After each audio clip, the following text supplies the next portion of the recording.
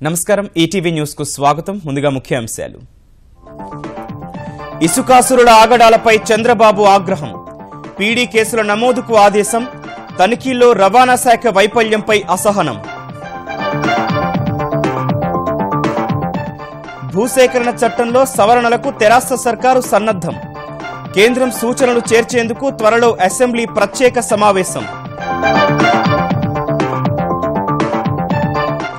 శతాబ్ది ఉత్సవాలకు ముస్తాబైన ఉస్మానియా విశ్వవిద్యాలయం 100 ఏళ్ల వైభవం చాటేలా నేటి నుంచి వేడుకలు ముఖ్య అతిథిగా హాజరు కానున్న రాష్ట్రపతి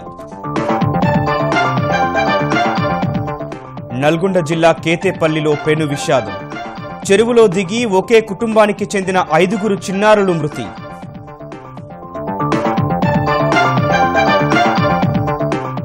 ఈసీకి లంచం కేసులో దినకరన్ స్నేహితుడు మల్లికార్జున్ అరెస్ట్ దళారి చంద్రశేఖర్ను కలిసినట్లు ఢిల్లీ పోలీసుల విచారణలో అంగీకారం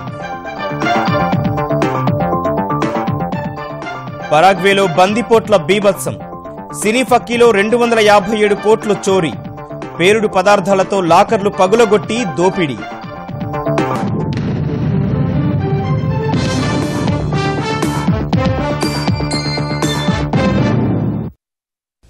ఇసుకాసురులు ఏ స్థాయి వ్యక్తులైనా పీడీ చట్టం ప్రయోగించాలని ముఖ్యమంత్రి చంద్రబాబు అధికారులకు స్పష్టం చేశారు.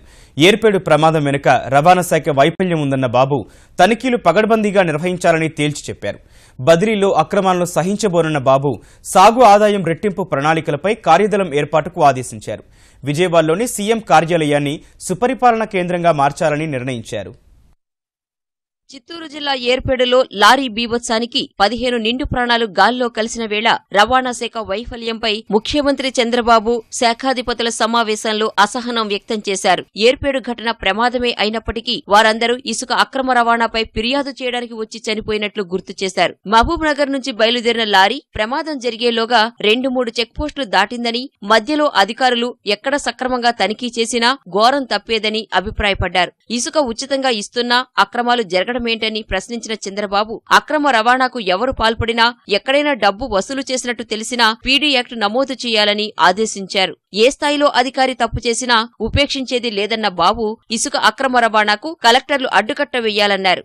మైనింగ్, రెవెన్యూ, హోంమంత్రులు, డీజీపీ, సీసీఎల్ఏ, రెవెన్యూ కార్యదర్శులతో కలిసి ఇసుక సరఫరాను నిరంతరం పర్యవేక్షించాలన్నారు. రహదారి భద్రతపై జిల్లా కలెక్టర్లు, ఎస్పీ ఎప్పటికప్పుడు సమీక్షలు చేయాలని, ఇకపై జిల్లాలో జరిగే ఏ ప్రమాదాలకైనా వారే బాధ్యత వహించాలని స్పష్టం చేశారు. ఇదే సమయంలో పేదరిక నిర్మూలన, 5 ఏళ్లలో వ్యవసాయం ఆదాయం రెట్టింపయ్యేందుకు జాతీయ రాష్ట్ర స్థాయిలో టాస్క్ ఫోర్సులను ఏర్పాటు చేయాలన్న బాబు మంచి విధానాలు ఏ రాష్ట్రంలో ఉన్నా మొహమాటం లేకుండా అనుసరిద్దామని చెప్పారు. ఈ ప్రగతి, టెక్నాలజీ, హెచ్ఆర్ మేనేజ్మెంట్, నాలెడ్జ్ వంటి అన్ని విభాగాలతో విజయవాడలోని తన క్యాంప్ కార్యాలయాన్ని సుపరిపాలనా కేంద్రంగా మార్చాలన్న సీఎం మే నుంచే కార్యకలాపాలు ప్రారంభం కావాలని నిర్దేశించారు. నీతి ఆయోగ్ భేటీలో నిర్దేశించిన లక్ష్యాలు మన రాష్ట్రం ఎంచుకున్న లక్ష్యాలకు దగ్గరగా ఉన్నాయన్న చంద్రబాబు డిజిటల్ ఇండియాను ముందుకు తీసుకువెళ్లేందుకు సారథ్యం వహించాల్సిందిగా ప్రధాని కోరినట్లు తెలిపారు. వాటర్ స్క్రీన్లు, ఫ్లోటింగ్ కాటేజీల వంటి వినూత్న ఆలోచనలతో రాష్ట్ర పర్యాటక రంగాన్ని అత్యున్నత స్థాయికి తీసుకువెళ్లాలని ఏపీ సీఎం చంద్రబాబు నాయుడు అధికారులను ఆదేశించారు. అంతర్జాతీయ కార్యక్రమాలకు రాష్ట్రం వేదిక కావాలని అభిలషించిన సీఎం ఇతర దేశాలతో సంప్రదింపులు జరిపి ఉమ్మడి పర్యాటక ప్యాకేజీలకు రూపకల్పన చేయాలని పర్యాటక శాఖపై నిర్వహించిన సమీక్షలో సూచించారు. రాజమండ్రి, విశాఖ, విజయవాడల్లో జలక్రీడలు త్వరితగతిన ప్రారంభించాలని స్పష్టం చేశారు. విజయవాడ భవానీ ద్వీపంలో 10 కోట్ల రూపాయలతో వాటర్ స్క్రీన్లు, మ్యూజికల్, మల్టీమీడియా షో నిర్వహణకు అంగీకారం తెలిపారు. రాష్ట్ర జీఎస్డీపీలో 7.03% ఉన్న పర్యాటక రంగం వాటాను 2020 నాటికి 9%, 2029 కల్లా 15% తీసుకువెళ్లాలని ముఖ్యమంత్రి సూచించారు. ఆతిథ్య రంగంలో ఉన్న 8,835 గదుల సంఖ్యను భవిష్యత్ డిమాండ్కు తగ్గట్లు 2029 నాటికి 50,000కు పెంచాలని చెప్పారు. కేంద్రం అభ్యంతరాల మేరకు తెలంగాణ ప్రభుత్వం భూసేకరణ చట్టానికి సవరణలు చేసేందుకు సిద్దమవుతోంది.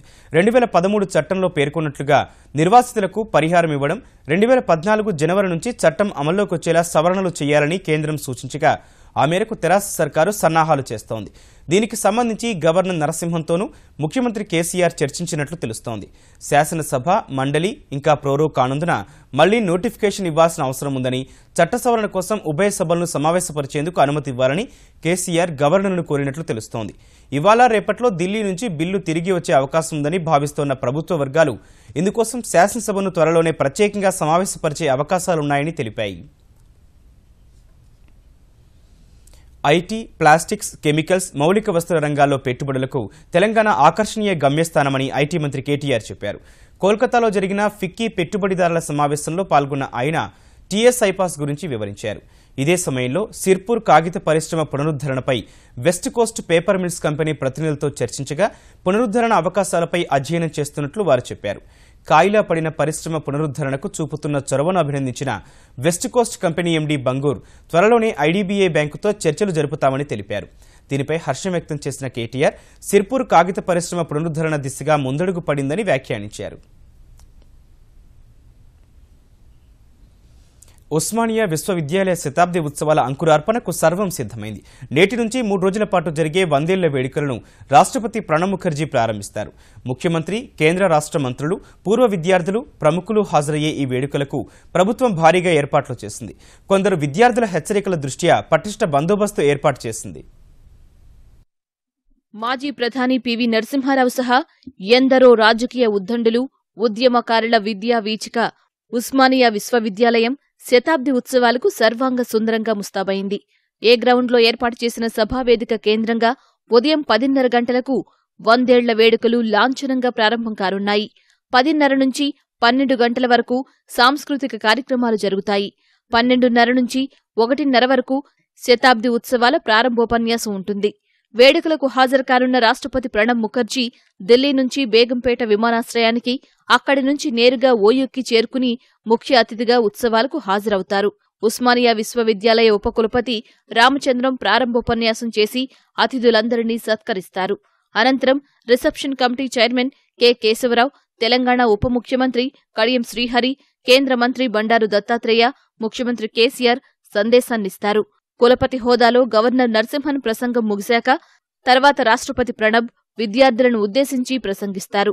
వేలాదిగా తరలివచ్చే విద్యార్థులు, అతిథులకు ఎలాంటి ఇబ్బందులు రాకుండా వివిధ ప్రభుత్వ విభాగాల అధికారులు, అతిథులు కూర్చునేందుకు భారీ వేదిక, విద్యార్థులు, అధ్యాపకులు, ఇతరుల కోసం వేలాది కుర్చీలు వేశారు. ఉత్సవాలు ప్రశాంతంగా, పండుగ వాతావరణంలో జరిగేలా సహకరించాలని ఓయూ ఉపకులపతి కోరారు.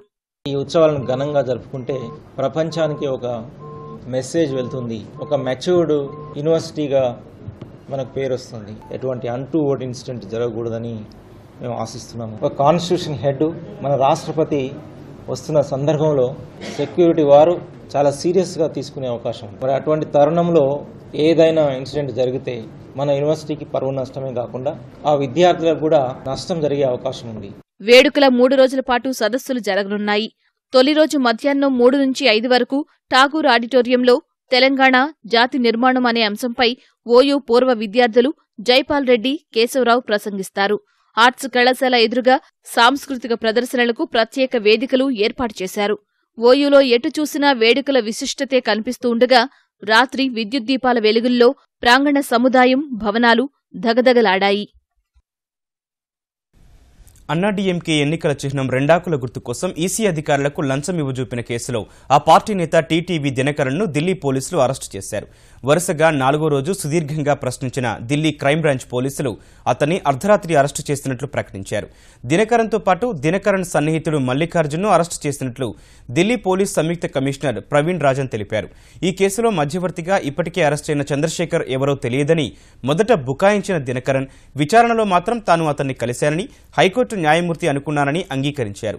అటు దళారి చంద్రశేఖర్, దినకరన్ మధ్య ఒప్పందం కుదర్చడంలో మల్లికార్జున్ కీలక పాత్ర పోషించినట్లు ఢిల్లీ పోలీసులు తెలిపారు. అతను ఈ కేసులో సాక్షిగా ఉండేందుకు అంగీకరించినట్లు తెలుస్తోంది. ఏదేమైనా ఈ మధ్యాహ్నం వారిని కోర్టులో ప్రవేశపెట్టనున్న పోలీసులు ఇద్దరిని ముఖాముఖి విచారించి పూర్తి కుట్రకోణాన్ని బయటపెట్టనున్నారు. నల్గొండ జిల్లా కేతేపల్లిలో విషాదం చోటు చేసుకుంది. చెరువులో దిగి ఒకే కుటుంబానికి చెందిన 5గురు చిన్నారులు మృతి చెందారు. మంగళవారం తాటి ముంజలు, ఈత పండ్ల కోసమని చెప్పి బయటికి వెళ్లిన చిన్నారులు ఎంతకీ తిరిగి రాకపోవడంతో తల్లిదండ్రులు ఆందోళన చెందుతుండగా గ్రామ శివార్లోని నిమ్మలమ్మ చెరువు వైపుగా వెళ్లిన ఓ వ్యక్తి పిల్లల దుస్తులు కనిపించినట్లు సమాచారం ఇచ్చాడు. గ్రామస్తులు చెరువు వద్దకు వెళ్లి మృతదేహాలను వెలికితీశారు. ఈ ఘటనలో పసలరాజు, లూర్దరాజు కుటుంబాలకు చెందిన 5గురు సంతానం ఒకేసారి చనిపోవడంతో బంధువులు, కుటుంబ సభ్యులు గుండెలవి మెరిసేలా రోధించారు. నకరికల్ ఎమ్మెల్యే వేముల వీరేశం బాధిత కుటుంబాలను ఓదార్చారు. అగ్రిగోల్డ్, అక్షయ్ గోల్డ్ ఆస్తుల వేలం దిశగా మరో ముందడుగు పడింది. ఈ పోర్టల్ ద్వారా వేలం నిర్వహించేందుకు అగ్రిగోల్డ్కు చెందిన 10, అక్షయ్ గోల్డ్కు చెందిన 5 ఆస్తుల వివరాలను ఆంధ్రప్రదేశ్ సిఐడి హైకోర్టుకు సమర్పించింది. ఇదే సమయంలో వేలం ద్వారా అమ్మేందుకు అభ్యంతరం లేదంటూ అగ్రిగోల్డ్ యాజమాన్యం మరో 34 ఆస్తుల జాబితాను సమర్పించగా విశాఖలోని 360 కోట్లు, నెల్లూరులో 360 కోట్ల రూపాయల విలువైన ఆస్తుల వేలానికి ఏర్పాట్లు చేద్దామని న్యాయస్థానం వ్యాఖ్యానించింది. ఈ పోర్టల్ ద్వారా వేలం విధి విధానాలు, ప్రచార సరళిపై ఉత్తర్వుల్లో స్పష్టతనిస్తామని ధర్మాసనం తెలిపింది. తదుపరి విచారణను ఈ నెల 27కి వాయిదా వేసింది. మరోవైపు చిత్తూరు, నెల్లూరు, పశ్చిమ గోదావరి జిల్లాల్లో తనపై నమోదైన కేసులు కొట్టివేయాలంటూ అగ్రిగోల్డ్ డైరెక్టర్ అవ్వా సీతారామరావు దాఖలు చేసిన వ్యాజ్యాలపై వాదనలు ముగిశాయి. ఆంధ్రప్రదేశ్ శాసనమండలిపై అభ్యంతరకర చిత్రాలు పెట్టిన పొలిటికల్ పంచ్ నిర్వాహకుడు రవికిరణ్ సహా వైకాపా ఐటీ విభాగం కన్వీనర్ మధుసూదన్ రెడ్డిపై గుంటూరు జిల్లా తుళ్లూరు పోలీసులు ప్రశ్నల వర్షం కురిపించారు. ఎవరి ప్రోద్బలంతో ఆ తరహా పోస్టులు పెట్టారనే కోణంలో మధుసూదన్ రెడ్డిని 2 గంటలు, రవికిరణ్ను 9 గంటల పాటు ప్రశ్నించిన పోలీసులు ఈ నెల 30న మరోసారి విచారణకు రావాలని నోటీసులు ఇచ్చారు. అభ్యంతరకరమని తెలియకే మండలిపై ఆ పోస్టు పెట్టారని రవికిరణ్ తెలపగా అతనికి వైకాపా అండగా ఉంటుందని మధుసూదన్ రెడ్డి ప్రకటించారు. రవికిరణ్ అనే అతను ఒక వాలంటీర్. అతనికి వైఎస్ఆర్ కాంగ్రెస్ పార్టీకి ఎటువంటి సంబంధం లేదు. అతన్ని మేమేమి హైడ్ చేసుకోలేదు. అతనేమి శాలరీ ఎంప్లాయీ కాదు, వైఎస్ఆర్ కాంగ్రెస్ పార్టీకి అని క్లియర్ గా చెప్పడం జరిగింది. మాకు వాలంటరీగా ఉన్నాడు కాబట్టి ఖచ్చితంగా ఆయనకు మాకు పూర్తిగా మద్దతు ఉంటుంది. ఏ సిస్టమ్ లో చేసాం ఆ సిస్టమ్ ఫ్రీలాన్సర్ గా ఉన్నప్పుడు ఏమి ఇవ్వరు సార్. మన ఇష్టం అయితే చేసుకుంటాం, లేకుంటే లేదు. మీ ఆవిడ మరి అట్లా చెప్పి సాక్షిలో పనిచేస్తారని చెప్పి మరి సాక్షిలో చేస్తున్నారంటేనే ఆమెకేం తెలియదు అని అర్థం కాదు సార్. ప్రభుత్వ పాఠశాలల మనుగడను కాపాడాల్సిన బాధ్యత ఉన్నత పాఠశాలల ప్రధానోపాధ్యాయులపైనే ఉందని ఆంధ్రప్రదేశ్ మానవ వనరుల మంత్రి గంటా శ్రీనివాసరావు అన్నారు. ఎంపిక చేసిన ప్రధానోపాధ్యాయులతో విజయవాడలో నిర్వహిస్తోన్న 2 రోజుల కార్యశాలలో పాల్గొన్న ఆయన నాణ్యమైన విద్య అందించే విషయంలో ప్రభుత్వం రాజీ పడబోదని స్పష్టం చేశారు. ఈ కార్యశాలలో ప్రధానోపాధ్యాయులతో మేధోమథనం చేసి ప్రభుత్వ పాఠశాలలకు విద్యార్థులను రప్పించేందుకు విస్తృత కార్యాచరణ రూపొందిస్తామని చెప్పారు. అమరావతి పరిధిలో పవిత్ర సంగమ ప్రాంతంలో ఫిబ్రవరిలో జరిగిన మహిళా పార్లమెంట్ అమరావతి డిక్లరేషన్కు సంబంధించి ఆంధ్రప్రదేశ్ శాసనసభాపతి కోడెల శివప్రసాదరావు కసరత్తు ప్రారంభించారు. మహిళల అభివృద్ధికి అమరావతి డిక్లరేషన్ ఓ దిక్సూచి కావాలని ఆయన ఆకాంక్షించారు. శాసనసభలో తన కార్యాలయంలో వివిధ రంగాలకు చెందిన మేధావులు, అధికారులతో సమావేశమైన ఆయన వాళ్ల అభిప్రాయాలను సేకరించారు. జూన్ 30న ముఖ్యమంత్రి చంద్రబాబు డిక్లరేషన్ను ప్రకటిస్తారని చెప్పిన కోడెల జీఎస్టీ కోసం మే 2వ వారంలో శాసనసభ సమావేశమవుతుందని తెలిపారు. మే 10వ తేదీ నుంచి అన్ని కంపెనీల వద్ద చమురు కొనుగోలు నిలిపివేయాలని ఆంధ్రప్రదేశ్ పెట్రోల్ డీలర్ల సమాఖ్య నిర్ణయించింది. గతేడాది నవంబర్లో చమురు కంపెనీల ఉన్నతాధికారుల సమక్షంలో 11 అంశాలపై తమకు లిఖితపూర్వక హామీ ఇచ్చినా వాటిని అమలు చేయడంలో వైఫల్యం చెందినందుకు నిరసనగా విజయవాడలో జరిగిన అన్ని జిల్లాల సమాఖ్య ప్రతినిధులు ఈ మేరకు కార్యాచరణ రూపొందించారు. గతంలో అపూర్వ చంద్ర కమిటీ కేంద్ర ప్రభుత్వానికి ఇచ్చిన నివేదికను వెంటనే అమలు చేయాలని వారు డిమాండ్ చేశారు. ప్రధానమంత్రి యొక్క పిలుపు మేరకు పర్యావరణం, ఇంపోర్ట్ డ్యూటీ ఇత్యాది అంశాల గురించి ఒకరోజు ఆయిల్ వాడకుండా ఉండాలి అనే ఆలోచన ఆయన చేశారు. కాబట్టి దాని దృష్ట్యా మే 14వ తారీఖు నుంచి ఆదివారాలు అమ్మకాలు నిలిపేద్దామని మా అసోసియేషన్ నిర్ణయించడం జరిగింది. అలాగే మే 15వ తేదీ నుండి ఉదయం 6 గంటల నుంచి సాయంత్రం 6 గంటలకు మాత్రమే మా అమ్మకాలు చేయాలని నిర్ణయించడం జరిగింది. ఢిల్లీలో ప్రధాని నరేంద్ర మోదీతో ముఖ్యమంత్రి కేసీఆర్ జరిపిన సమావేశ వివరాలను ప్రజలకు తెలియజేయాలని తెలంగాణ శాసనమండలి ప్రతిపక్ష నేత షబ్బీర్ అలీ డిమాండ్ చేశారు. విజ్ఞాపనలపై ప్రధాని ఇచ్చిన హామీలను బహిర్గతపరచాలని కామారెడ్డిలో డిమాండ్ చేశారు. హైదరాబాద్ ఇందిరా పార్క్ ధర్నా చౌక్ పరిరక్షణ కోసం మే 15న తలపెట్టిన చెలో హైదరాబాద్ కార్యక్రమానికి ప్రజలందరూ తరలిరావాలని తెలంగాణ ఐకాస అధ్యక్షుడు కోదండరాం పిలుపునిచ్చారు. కరీంనగర్ జిల్లా సమగ్రాభివృద్ధిపై సిపిఐ నిర్వహించిన సదస్సుకు హాజరైన ఆయన ప్రజా సమస్యలు ప్రభుత్వం దృష్టికి తీసుకెళ్లేందుకు ధర్నా చౌక్ అవసరమని, దాన్ని కాపాడుకోవాలని సూచించారు. తెలంగాణ రాష్ట్రంలో అందరూ కూడా తిండికి లోటు లేకుండా, బట్టకు తిప్పరబడకుండా, చదువుకు వైద్యానికి పరేషాన్ కాకుండా బతికే పరిస్థితి రావాలంటే సమగ్రాభివృద్ధి కావాలి. రాష్ట్రం అనేది ఎవరి జాగీర్ కాదు. ఇది ఆ రాష్ట్ర ప్రభుత్వం అనేది రూల్స్ ప్రకారం పనిచేయాలి. భారత రాజ్యాంగం ప్రకారం నాకు ఓటేసిన నా ఇష్ట ప్రకారం ప్రభుత్వం పనిచేయకపోతే అడిగే అధికారం నాకు ఉంటుంది. నీకు అడిగే అధికారం లేదంటే ఇది రాజరిక వ్యవస్థ కాదు కదా. నేను అడిగే అధికారం నాకు ఉన్నది కదా. నాకు ధర్నా చౌక్ కావాలి, అది మనం అడుగుతున్నాం. గ్రామస్థాయిలో పార్టీ ఎన్నికలు పూర్తి చేసుకుని విశాఖలో జరిగే మహానాడుకు అంతా కలిసి వెళ్తామని తెలంగాణ తెలుగుదేశం నేతలు తెలిపారు. మే 10 నుంచి 20 లోపు అన్ని నియోజకవర్గాల్లో సమావేశాలు నిర్వహిస్తామని, త్వరలోనే తెలంగాణలో ప్రజాపోరు కార్యక్రమాన్ని చేపడతామని వారు వెల్లడించారు. విజయవాడలో తెలుగుదేశం జాతీయ అధ్యక్షుడు చంద్రబాబుతో సమావేశమైన నేతలు మే 24న జరిగే తెలంగాణ ప్రతినిధుల సభకు చంద్రబాబును ఆహ్వానించారు. తెలుగుదేశాన్ని చచ్చిన పామంటూ హరీష్ చేసిన విమర్శలపై సీనియర్ నేత రావుల చంద్రశేఖర్ రెడ్డి వ్యంగ్యాస్త్రాలు సంధించారు. టీఆర్ఎస్ పార్టీలో హరీష్ రావే చచ్చినట్టు కనిపిస్తుంది. ఎందుకంటే ఆయన వాయిస్ లేదు ఎక్కడ. కొడుకు కూతురు డామినేట్ చేస్తున్న పరిస్థితి. మా పార్టీకి వెళ్ళి అయిన 12 మంది ఏమో కుక్కిన పెన్లలాగా ఉన్నారు వాళ్ళు. మనం వాళ్ళ గురించి ఏం మాట్లాడతాం? సో ఆ పార్టీలో ఉండే అంతర్గత సమస్యలను మా మీద మాట్లాడడం ద్వారా కొంత వాళ్ళు ఊరట చెందే ప్రయత్నం చేస్తే వాళ్ళకు సానుభూతి తెలుపుతాం. పరాగ్వేలో బందిపోటు ముఠా బీభత్సం సృష్టించింది. హాలీవుడ్ సినీ ఫక్కీలో దాడులు చేసి ఏకంగా 257 కోట్ల నగదు దోచుకెళ్లింది. సియుదాద్ ఎల్ ఎస్తే నగరంలో విరుచుకుపడిన బ్రెజిల్ బందిపోటు ముఠా పేలుడు పదార్థాలు, సైన్యం ఉపయోగించే ఆయుధాలతో రణరంగం సృష్టించింది. నగదును బట్వాడా చేసే ప్రొసెగుర్ కార్యాలయంపై దాడికి పక్కా ప్రణాళికలు వేసుకున్న దోపిడీ ముఠా పోలీసుల దృష్టి మళ్లించడానికి నగరంలోని అనేక ప్రాంతాల్లో దాడులకు పాల్పడింది. పలు వాహనాలను తగలబెట్టింది. చివరకు ప్రాసెగుర్ కార్యాలయంలోని లాకర్లను పేల్చి $40 మిలియన్ నగదును దోచుకెళ్లింది. పాలపుంత అవతల నుంచి భూ వాతావరణంలోకి చొచ్చుకొచ్చే కాస్మిక్ కిరణాలను గుర్తించేందుకు అమెరికా అంతరిక్ష పరిశోధన సంస్థ నాసా ఫుట్బాల్ స్టేడియం అంత పరిమాణంలో ఉండే అతిపెద్ద సూపర్ ప్రెజర్ బెలూన్ను ప్రయోగించింది. భూమి నుంచి 33.5 కిలోమీటర్ల ఎత్తులో ఈ బెలూన్ ఎగురుతూ 100 రోజులకు పైగా తన పనిని నిర్వహించనుంది. 2015-2016లో బెలూన్ డిజైన్లో జరిగిన పొరపాట్లు సరిదిద్దుకొని ఈ ఏడాది మిషన్ను విజయవంతంగా ప్రయోగించినట్లు నాసా బెలూన్ విభాగం తెలిపింది. భూ వాతావరణంలోని నైట్రోజన్ అణువులతో కాస్మిక్ కిరణాలు కలిసి అతినీల లోహిత ఫ్లోరెన్సిస్ కాంతిని ఉద్గారం చేస్తాయని, ఈ కాస్మిక్ కిరణాలు సరిగ్గా ఎక్కడి నుంచి వెలువడుతున్నాయో గుర్తించేందుకు ఈ మిషన్ ఉపయోగపడుతుందని భావిస్తున్నారు.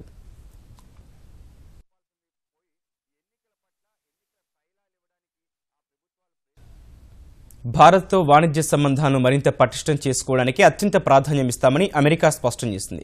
అమెరికాలో భారత సంస్థల పెట్టుబడులకు గొప్ప విలువనిస్తామని అగ్రరాజ్యం విదేశాంగ శాఖ పేర్కొంది. ఇరు దేశాల మధ్య వ్యాపార సంబంధాలు ఎప్పటికీ పటిష్టంగా ఉండాలని కోరుకుంటున్నట్లు తెలిపింది. అమెరికా పర్యటనలో H-1B వీసాల జారీ నిబంధనలు కఠినతరం చేయడంపై ఆర్థిక మంత్రి అరుణ్ జైట్లీ అమెరికా ఆర్థిక మంత్రి స్టీవెన్ ముచిన్ వద్ద ప్రస్తావించిన వేళ అమెరికా విదేశాంగ శాఖ ఈ ప్రకటన చేయడం ప్రాధాన్యం సంతరించుకుంది. H-1B వీసాల జారీని సమీక్షించాలని ట్రంప్ సర్కారు జారీ చేసిన కార్యనిర్వాహక ఆదేశాలు భారత ఐటీ సంస్థలపై ప్రభావం చూపనున్నాయనే అంశంపై స్పందించిన అమెరికా విదేశాంగ శాఖ అధికార ప్రతినిధి మార్క్ టోనెర్ అమెరికాలో వేలాది ఉద్యోగాల కల్పనకు భారత సంస్థలు దోహదపడుతున్నాయని వ్యాఖ్యానించారు. వీసాల పరంగా సంస్థల కొత్త అవసరాలను గౌరవిస్తామని, వీసాల జారీ ప్రక్రియలో ముఖాముఖి, అడ్మిషన్ ప్రక్రియలో కొత్త మార్గాలు అన్వేషిస్తామని చెప్పారు. ఛత్తీస్గఢ్లో నక్సలైట్లు మెరుపు దాడికి దిగి 25 మంది సీఆర్పీఎఫ్ జవాన్లను బలిగొన్న నేపథ్యంలో పొరుగు రాష్ట్రాలు అప్రమత్తమయ్యాయి. ఆశ్రయం కోసం మావోయిస్టులు తమ రాష్ట్రాలకు తరలిరావచ్చన్న అనుమానంతో సరిహద్దులను మూసివేసి భద్రతను కట్టుదిట్టం చేశాయి. ఛత్తీస్గఢ్తో ఉన్న సరిహద్దును మూసివేసిన ఒడిషా మల్కన్గిరి జిల్లాలో అత్యంత అప్రమత్తంగా ఉండాలని భద్రతా సిబ్బందికి సూచించింది. అడవుల్ని జల్లెడ పట్టి ఎవరైనా నక్సలైట్లు ఉంటే ఏరిపారేయాలని స్పష్టమైన ఆదేశాలిచ్చింది. ఆంధ్ర, ఒడిషా సరిహద్దుల్లోనూ అప్రమత్తత ప్రకటించింది. ఛత్తీస్గఢ్తో ఉన్న సరిహద్దును మహారాష్ట్ర ఇప్పటికే మూసేసినందున మావోలు తమ రాష్ట్రానికి రావచ్చన్న అనుమానంతో ఈ మేరకు చర్యలు చేపడుతున్నట్లు ఒడిషా డీజీపీ కేబీ సింగ్ చెప్పారు. అటు ఇదే తరహా జాగ్రత్తలు తీసుకున్న మరో పొరుగు రాష్ట్రం మధ్యప్రదేశ్ నక్సల్ ప్రభావిత బాలాఘాట్ జిల్లాలో భద్రతను పటిష్టం చేసింది.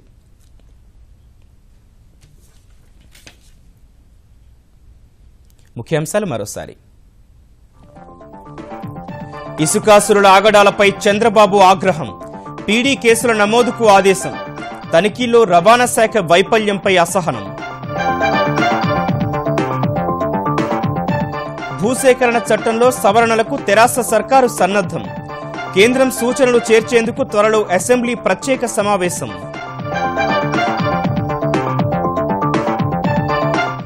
శతాబ్ది ఉత్సవాలకు ముస్తాబైన ఉస్మానియా విశ్వవిద్యాలయం, 100 ఏళ్ల వైభవం చాటేలా నేటి నుంచి వేడుకలు, ముఖ్య అతిథిగా హాజరు కానున్న రాష్ట్రపతి. నల్గొండ జిల్లా కేతేపల్లిలో పెను విషాదం, చెరువులో దిగి ఒకే కుటుంబానికి చెందిన 5 చిన్నారులు మృతి.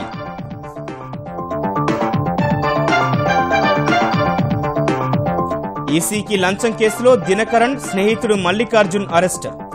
దళారి చంద్రశేఖర్ను కలిసినట్లు ఢిల్లీ పోలీసుల విచారణలో అంగీకారం. పరాగ్వేలో బందిపోట్ల బీభత్సం. సినీ ఫక్కీలో 257 కోట్లు చోరీ. పేలుడు పదార్థాలతో లాకర్లు పగలగొట్టి దోపిడీ.